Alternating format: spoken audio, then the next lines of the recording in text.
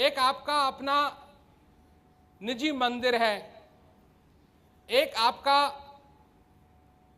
अपना निजी गिरजाघर है, एक आपका अपना निजी मॉस्क है अंदर। जरा वहां भी तो फूल चढ़ाइए, जरा वहां भी तो जाइए,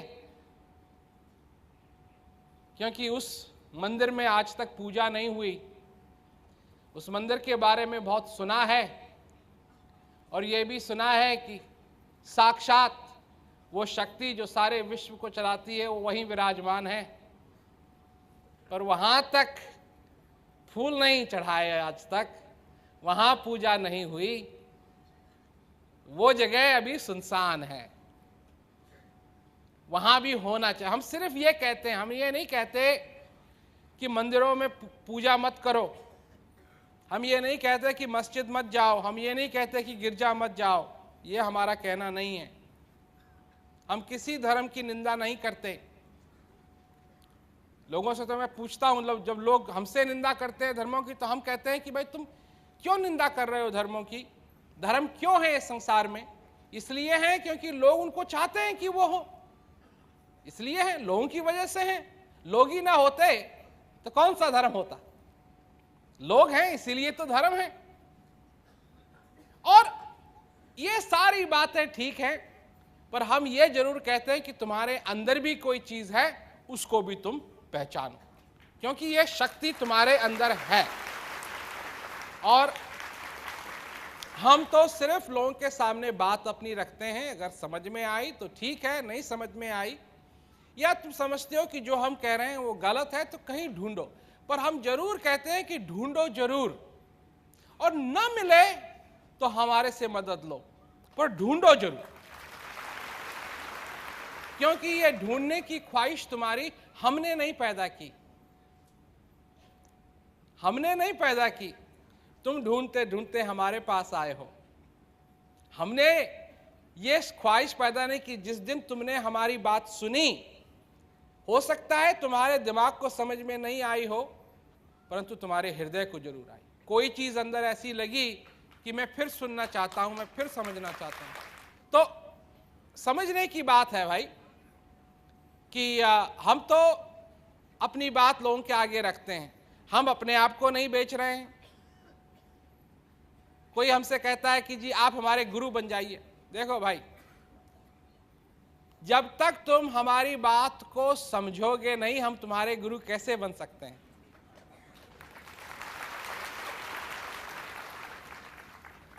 है ना? तुम्हारे लिए आम का पेड़ कौन सा है? मैं एक सवाल पूछता हूं, तुम्हारे लिए आम का पेड़ कौन सा है? नहीं मालूम इसका जवाब, तो मैं बताता हूं, जिस पेड़ से तुम तोड़ करके आम खाओ वो है आम का पेड़, वो तुम्हारे लिए आम का पेड़ है, वो तुम्हारे लिए आम का पेड़ है, उस पेड़ से तुम फल खा सके। इसका मैं एक और दूसरा उदाहरण देता हूं। आपको मालूम है कि इस संसार के अंदर करोड़ों कुएं हैं, है ना? और उन कुओं में स्वच्छ पानी भी है ना? और आपको मालूम है कि इस संसार के अंदर करोड़ों नलके भी हैं, और आपको यह भी मालूम है कि करोड़ों करोड़ों बोतल पानी की भी हैं, और उनमें स्वच्छ पानी भी है। परंतु अगर आगे रेगिस्तान के बीच में आप हैं और प्यास से मर रहे हैं, तो कितने कुओं में पानी है? एक भी कुएं में पानी, क्योंकि पानी जहां चाहिए वहां होना चाहिए। पानी जिसकी जहां जरूरत है वो पानी है। अब कहीं किसी क्या बताओगे उस आदमी को जो प्यास से मर रहा है, तू मर मत, वहां क्या कहते हैं 2000 मील इस तरफ एक कुआं है, उसमें पानी है, तो काय के लिए मर रहा है? उससे क्या फायदा उसको तो पानी यहां चाहिए। तो इसलिए भाई हमको गुरु बनने का शौक नहीं है, मुझे तो मनुष्य रहने में ही गर्व है, क्योंकि मैंने देखा है कि सारी कृपा बनाने वाले की मनुष्य पे होती है। है ना। तो एक कहानी आती है कि एक दिन सोने की वर्षा होने लगी।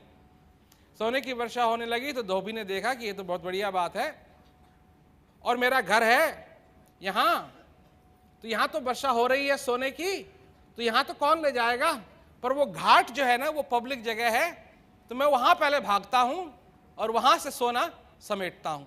तो वो भागा भागा अपने घाट गया। जब घाट पे पहुंचा तो वहाँ तो सोना पहले ही लोगों ने इकट्ठा कर लिया था। तो उसने सोचा यहाँ से तो गया, कोई बात नहीं, घर पे तो हुआ होगा। और जब तक वो घर पहुंचा वहां से भी सोना सारा साफ हो गया। तो कहावत आती है ना घर का रहा ना घाट का। तो भाई जब सारी कृपा मनुष्य के ऊपर ही होती है, मैं तो वहीं रहना चाहता हूं ताकि सारी कृपा मेरे पे भी होती रहे और मेरे को भी अपने जीवन में आनंद ही आनंद मिलता रहे।